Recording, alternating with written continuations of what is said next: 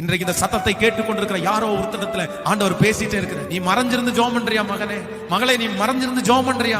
ஆண்டவர் உன்னதான் செலக்ட் பண்ணிருக்கிறாரு, உன்னதான் கர்த்தர் பெரிய ஆளா மாத்த போறாரு. உங்களை டெவலப் பண்றதுக்கு நீங்க எந்த முயற்சியும் எடுக்க வேண்டாம். நீங்க கர்த்தர் சமூகத்துல உட்கார்ந்து ஜெபம் பண்ணிட்டே இருங்க. நிச்சயமா சொல்றேன், உங்களை யாருமே உயர்த்தாம இருக்கலாம். பாஸ்டர், இவ்வளவு கஷ்டப்பட்டேன், ஒரு என்கரேஜ் கூட பண்ணல பாஸ்டர், இத்தனை நான் செஞ்சேன், ஒரு தட்டி கொடுக்க கூட இல்ல பாஸ்டர், 10 பேருக்கு முன்னாடி சொல்லவே இல்லை, இவங்க என்ன டெவலப் பண்ணுவாங்கன்னு நினைச்சேன், இவங்க 10 பேருக்கு முன்னாடி என்ன சாட்சியா சொல்லுவாங்க, அப்படியே தூக்கி விட்டுருவாங்கன்னு நினைச்சேன். நான் சொல்றேன், யாருமே உங்களை தூக்கி விட வேண்டாம். யாருமே 10 பேர் முன்னாடி வச்சு உங்களை கை தட்டுறதுக்கு வைக்க வேண்டாம். நீ விட்டுருங்க. அப்படி கை தட்டலன்றதுக்காக நீங்க கவலைப்படாதீங்க, அப்படி என்கரேஜ் பண்ணலன்றதுக்காக நீங்க கவலைப்படாதீங்க, அதை குறிச்சு ஃபீல் பண்ணவே வேணாம். நீங்க கர்த்தருடைய பிள்ளை, கர்த்தருடைய பிள்ளை.